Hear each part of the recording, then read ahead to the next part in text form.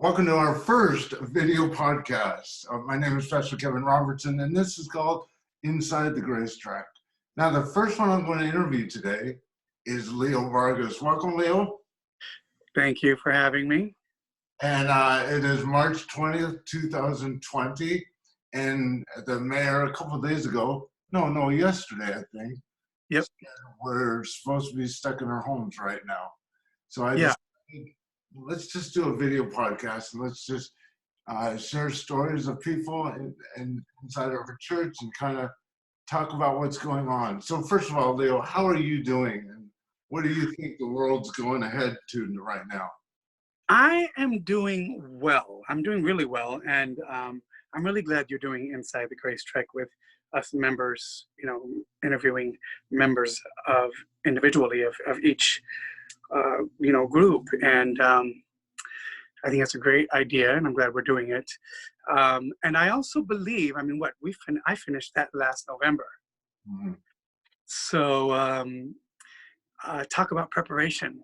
So how did Grace Track work for you? I mean, did it when you had certain expectations about it, or were you like, Yeah, Grace Trek for me goes deep, and I'm a bit used to that just because of the work that I do, and that I've done for almost 2 decades as a master teaching artist or teaching artist starting off, and using arts ed tools to help the lives of underserved and at-risk youth discover and share their voice. I've had to go to places like probation camps, juvenile detention centers, and get deep, and same thing with arts education. You have to go deep in order to produce the most effective content in any way, either playwright or performance. And that, in addition with my leadership classes, that's happening, leadership classes. And then Grace Trek is like a perfect triad, my spiritual journey in Grace Trek and that journey of grace lends itself to the work in leadership and to the work as a teaching artist. So it was something that I really wanted to do, and it went really deep for me. I learned a lot about myself. mm-hmm. And I learned a lot more about the word and what I guess I can call the truth, but I know the truth is subjective and relative. There's close to 200 denominations in Christianity, right? So everyone's got some truth. I've learned a lot under Brooks' leadership, just about the word, Mm-hmm. personality, who I am, why we do the things we do. It was very therapeutic. Right. And the thing is, it's interesting because it really pulls a lot of stuff out of us, our past and dealing with issues that we've had. So Yeah. let's talk about this. Let's go back to as a childhood. I want to know about your life, when you were born, your parents and stuff like that. Because when you're saying I have to deal with my issues, let's talk. Yeah. Yeah, there's layers to that. There's a foundation. I see you out there worshiping and not goofing off, but excited about life. But your life has not been easy.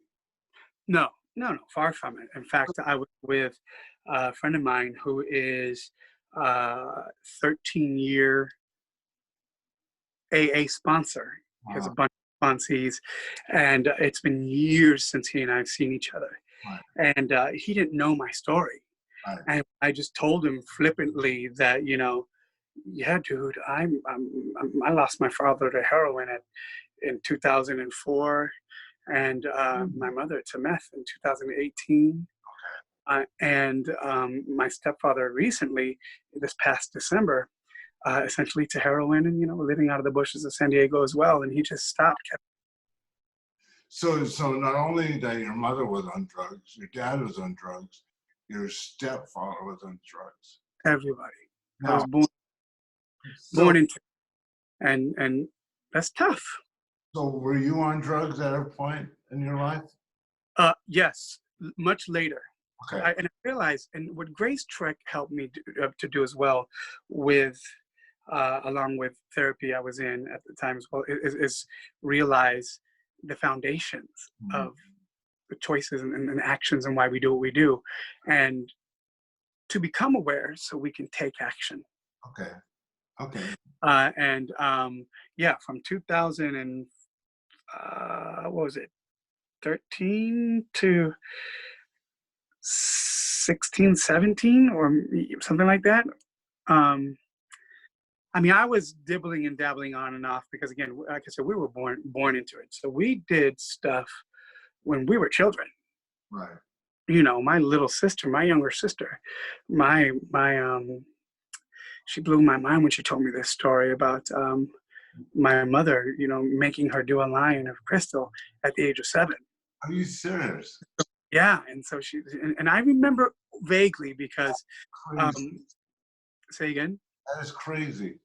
That is crazy. Why would a mother make a 7-year-old do a line of meth? I I guess to see it. Do you know what, Kevin? Same thing I told my friend yesterday too. One of the last gifts that my mother gave me ever, you know, because before she departed, we were estranged again Right. for a year and a half, 2 years.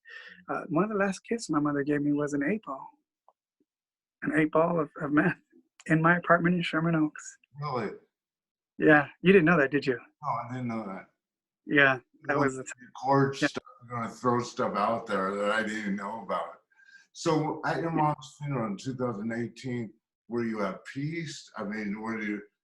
Oh no, I mean, you know, I think you and I have talked about, a little bit about this as well, in that I think us siblings are just starting now Right. to grieve because my mother's funeral was horrible. I mean, it was already, it was things that led up to it. I knew my mother was gonna go. I told my therapist. I Right. knew something was happening, Mhm. and what I mean by that is, um, when people say they love you, um, and have money in this town like Hollywood, um, and even when they don't have money, you know, I remember Kat said she wanted to kick my mother's ass when she heard about that, you know. And I think that just because of how I know individuals have kept an eye on me, Right. just because of my history, and out of love and their own loving in a psychopath, in a sociopathic way. This is somebody that I met in the industry years ago, and we talked about that. The person with a lot of money. I think that was that was a death wish, right? When she handed me that, and even the universe, Mother, Father, Universal God, probably didn't think kind of that. You know what I'm saying? This is her child, and um, that was a trip. It was all messy, all messy. I mean, it was. And then I think now that she's been gone for 2 years, almost exactly, a little over 2 years, we think about it a lot. You know, there's still some hurt amongst my family. I don't. My brother and I are my older brother and I are just starting to uh, connect on Facebook after my mom's funeral. I mean, this is 2 years later because of what transpired at her funeral, and I shared that actually, I think, at the church as well. Yeah, you did. Uh, That's one of the biggest pains that you had. It wasn't yeah, a funeral that, oh, wow, kumbaya, we're coming to closure. And so it was, everything was Pandora's box was busted wide open. That's what happened. you know what's real interesting? That's still affecting you. Oh, very much so. It hurts. Yeah. It hurt. It hurts. It's very hurtful, especially. Okay, so what happened was at her funeral, um, we had it at my brother's church, and you know my brother's been incarcerated for 27 years of his 50-year-old life, Right. or almost 50-year-old, almost 50. So you know we talked about it. It makes sense that he would stay in a place, however dangerous, I think, in a religious organization. Very, Any religious organization that teaches hate yeah. or judgment, Mm. or for you to and fire and brimstone, I have no patience for. You know this. I wouldn't be at MCF if that was the case. Okay. And we've grown over the years, all of us. And I know our relationship, the church, all together. And that's what family does, you know. But you know, his pastor found himself during my mother's eulogy. Mm. He started talking about sins and homosexuality and you know, coming to God and give up your, you know, give up your unsanctified life. And How does that connect with your mother? not a not in any freaking way possible. Okay, I was just Well, curious. two reasons, because one is me being gay, her having a gay son, and this dude is talking in front of my father's family also, because my father's family came, because right, to support, and my uncle, who takes care of my 90-something-year-old grandfather and grandmother, who are still living, 94, 90, 93, 94. It's a long time, huh? They're living on our time. It's great. He's gay. Right. So to have this man speak this at my mother's eulogy, I'm glad. I've told you, and it's only God, and I've been an ambassador for God all my life, and I'll never stop.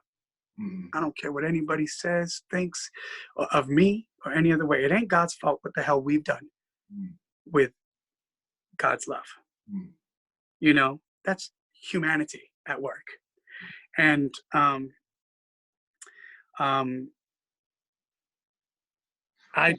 he was just talking, you know, talking all this crazy stuff, completely non-related to my mom and her eulogy. And I got, it goes through you as a person. yeah. It's interesting because a lot of Christians, I'm not defending the fire and brimstone Christian, because we need to stand up for the word of God, however we interpret the word of God, but not through judgment. And we're called to speak the truth in love, not getting up in someone's funeral and getting in someone's face. Yeah, because that's who and what God is. So Love. let's jump over here. How did you find this church? It's my brother's church. No, this church, the one you go to now. Oh, Marina Christian? Yeah. Oh, 2 months after, you know, I was doing the European tour of Greece. I was Kaniki, remember that? Greece. Yeah, Greece. Okay. Greece the musical. I was in Germany doing the tour of Greece. Kaniki, I'll have me overhead lifters and 4 bell choirs. Oh yeah. Hey, John Travolta? Yeah, no, I someone else was Danny. Oh, okay. I understudied and I played him once. Okay. But I was Kaniki. You know, I was the bad boy. Okay. Oh, The cool. hickey from Kaniki. And so that was in London, 2001. Huh? in London.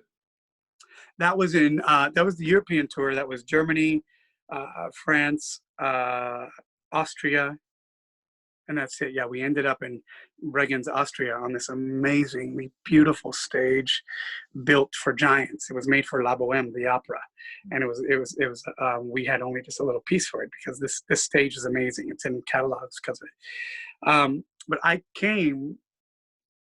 cut the tour off short to come back here on September 5th, 2001.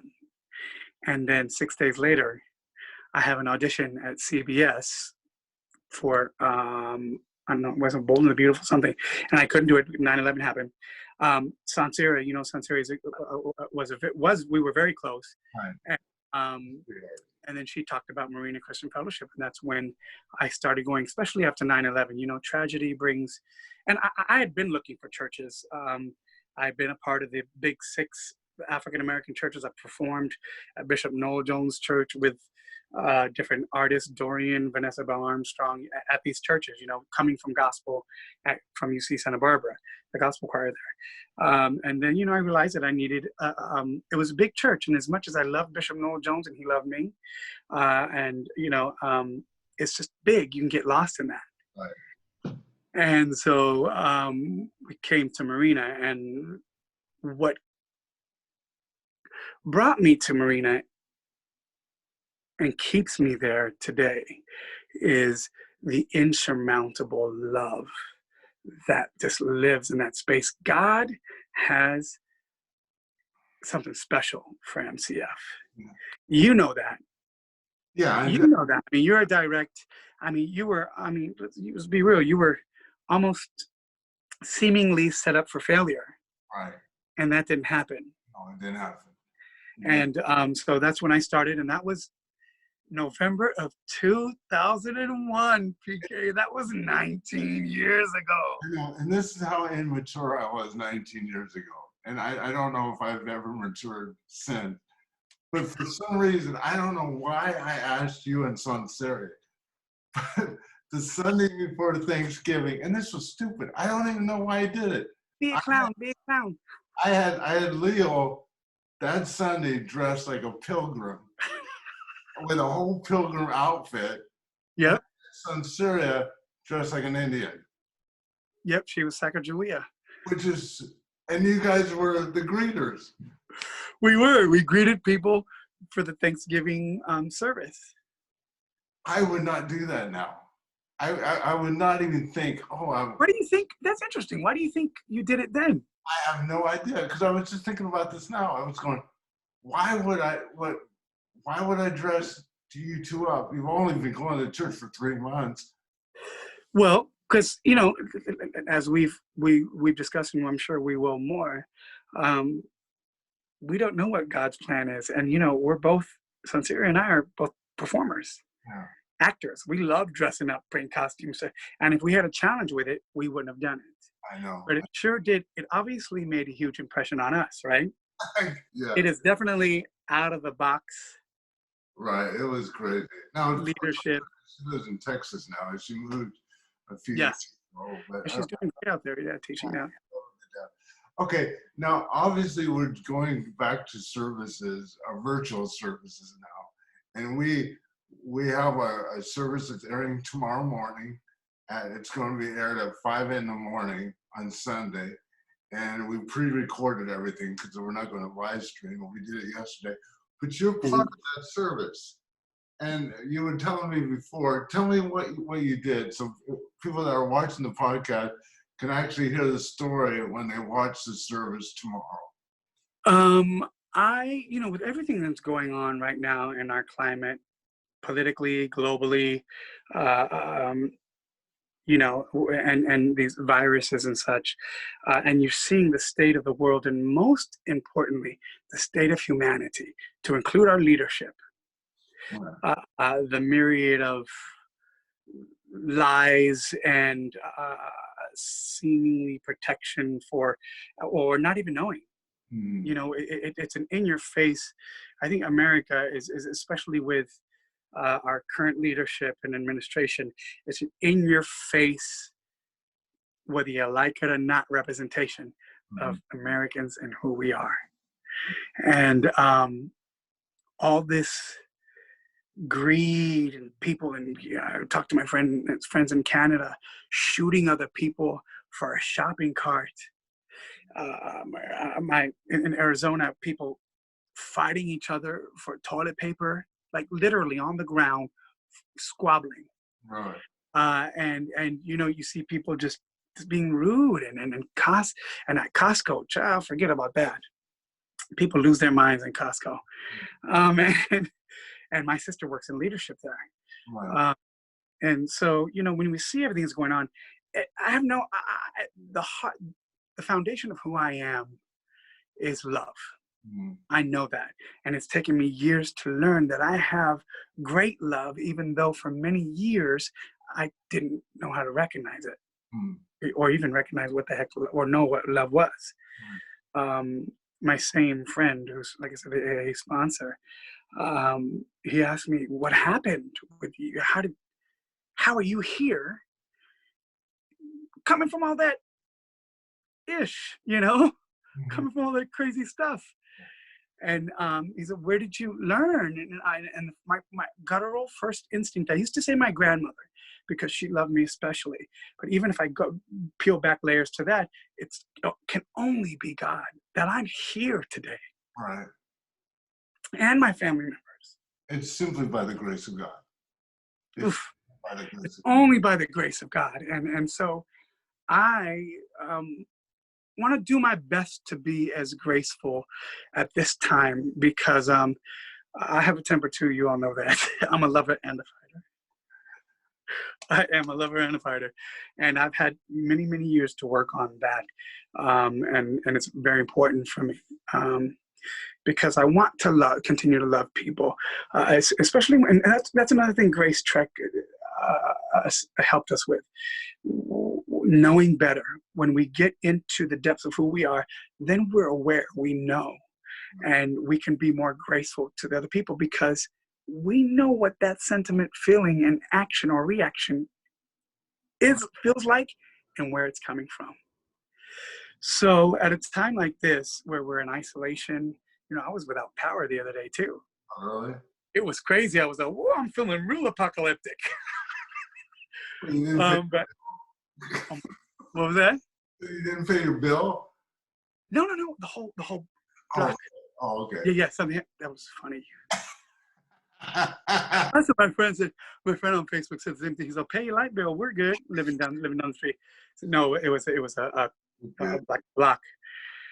But and I put a crazy video on Facebook too. Some people, because I'm an actor, Kevin. So I scare the heck out of some people. But so for this service, Brooke asked me to sing "The Lord Is My Shepherd," Psalm 23. By was it Graham? I'm trying to think, Graham, or I forget who wrote it originally. And I've always loved Sissy Houston's version. Sissy Houston's version of "The Lord Is My Shepherd," the one she did on the most popular gospel album, Whitney Houston's "Preacher's Wife." Anybody who doesn't know, Sissy is Whitney's mama, where she got all that great talent from. And that's my girl, so don't be talking about no Whitney. And I've always felt an affinity towards her as well for her story. Being in this industry, it's beastly, and her story. When you watch the movie Whitney, you see some of the stuff that she went through, even sexual indiscretions, and who she was at the base and who she couldn't be. Yeah. So when you asked me this, let me stay on track because the Gemini in me, right? I wanted to do. What'd you say? There's no track. You said get back on the track and go, where's the track? So for Psalm 23, I wanted to take myself, and there's a line in there that says, He leadeth me, He maketh me to lie in green pastures, and He leadeth me beside the still waters. So I wanted to isolate myself, which I often do. I often do that after Sunday services. I go to the beach. The beach and being in the water makes me feel more one with God. And nature, and I'll be out there singing my face off to the waves, the sun, and the sand, and nobody else around.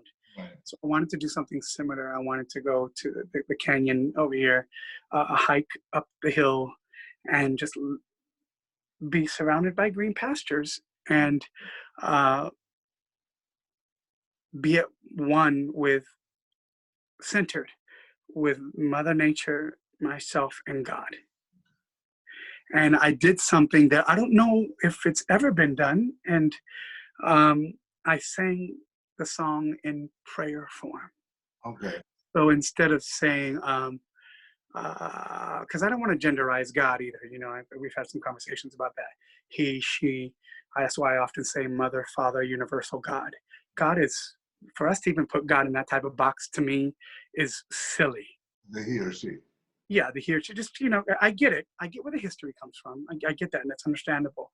But I found myself praying it in preparation. And I'm like, wow, I'm going to do this song in prayer form and say, Lord, you're my shepherd, I shall not want, in prayer form.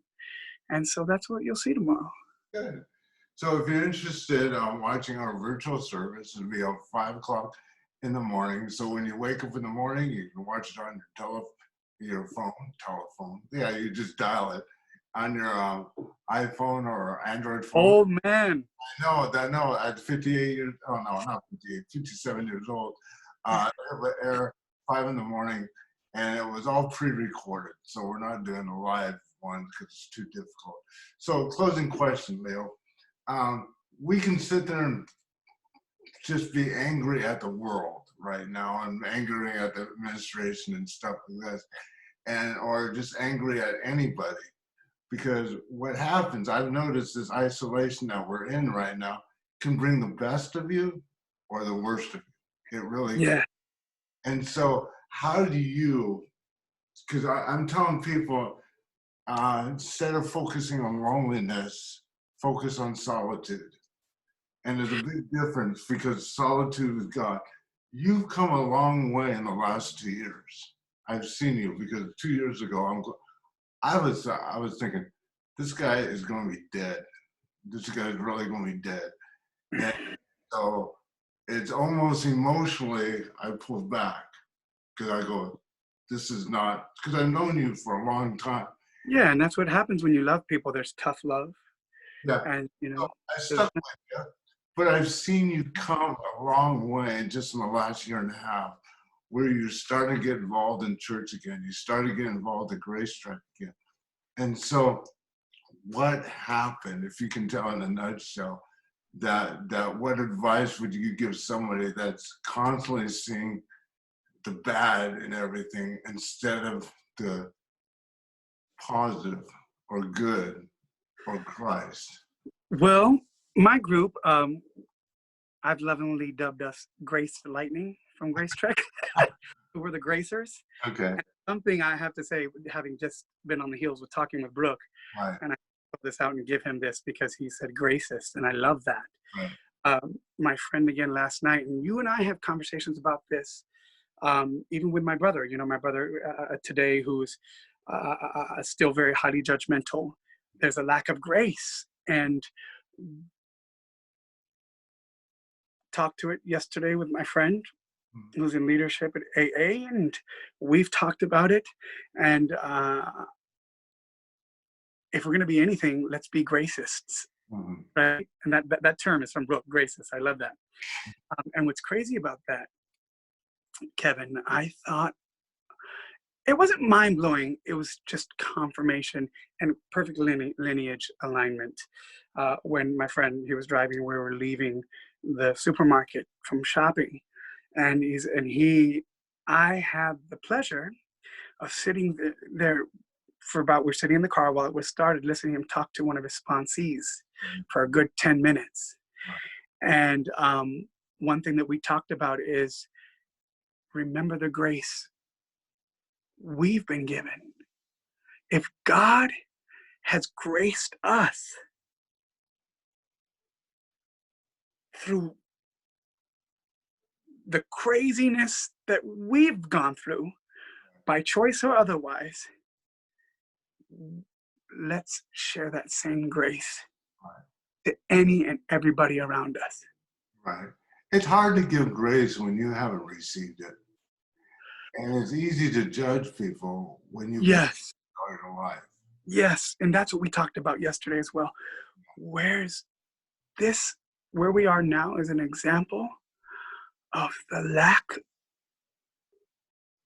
of faith. Fear. What did FDR say? Yeah. The only thing to fear is fear itself. And we're caught up in being afraid. Forget that F word. Forget fear. Yeah. Choose faith. Right. Right. And grace. And I've learned so much about grace over the past 1.5, 2 years. It stops me. It stops me. And to go, dude, where is your grace right now? Right. And especially even to people that are very judgmental to you as a person, maybe giving grace to your brother where it's hard to give grace. And we've talked about family members where that's the hardest to give grace to, is people that you go, oh my goodness, you know, family members or your mom or your So it's very And different. I've done so much, you know this, I've done so much for my family. Yeah. When I purchased a home in San Diego, let them live there for free. Yeah. No, I Bought remember. cars for my family, you know what I'm saying? Done so much. And that's where the heart starts, well, lives Yeah. until we know better. Correct. Correct. And God instills and continues to teach us about grace and say, hey, they just haven't arrived there yet. And you know what? As hard as it may be, I still have to be an ambassador for him. Yeah, you're right. You know, as we close here, you know, one thing that I'm looking forward to, I'm looking forward to our first service back in that little Yeah, place, the church. And especially this, because this is going deep individually. yeah, this is nice, but it would be once I'm done interviewing a bunch of people, then we can come to church and see those people. And so I'm looking forward to that. And I want us to sing "Preach That Funky Music, White Boy." That's right. I want to do that the first Sunday we're there. Because you That is a want to great sing. idea. Yeah, because we did it for your 20th anniversary. Yeah, I want us to do it again. I want a big celebration. I want us to, because it just seems like, man, I miss the crowds. I miss touch. I miss talking to people face to face. I don't like standing 8 feet away, 6 feet away, you Yeah. know, walking. So I'm going to look forward to it. So Yeah. let me do some closing remarks here. Thank you for joining us for our first podcast. We'll continue to do these podcasts as long as I can interview people. And so just remember, we love you. We are MCF. We are Very. called No Judgment, but only love. So hopefully we'll continue to see you. Please join us for our virtual Sunday service. And if you have any comments, please comment below on these video podcasts. And one day we can worship together. God bless you and have Oh, before you leave, hold on a second, sir. I had a great closing. You did, but I have to say this. Yes. I thank you for doing this and being a beacon in my life of grace and love. And I mean, who would I be if I didn't say that to you as a leader? Just what you've meant to my life. And I'm so pleased that God has gifted us to have each in each other's life, to be the family that we are today. And one thing about Leo is interesting. When something comes up to his mind, he just randomly, I think just last couple of weeks, just texted me and said, I love you so much. And I'll continue to do that. So thank you so much. That means a lot to me. And so God bless you guys. Have a great weekend. I know we're stuck at home, but hopefully you can join us in our next podcast or be in our next podcast. Goodbye. Love you guys. Have a great weekend.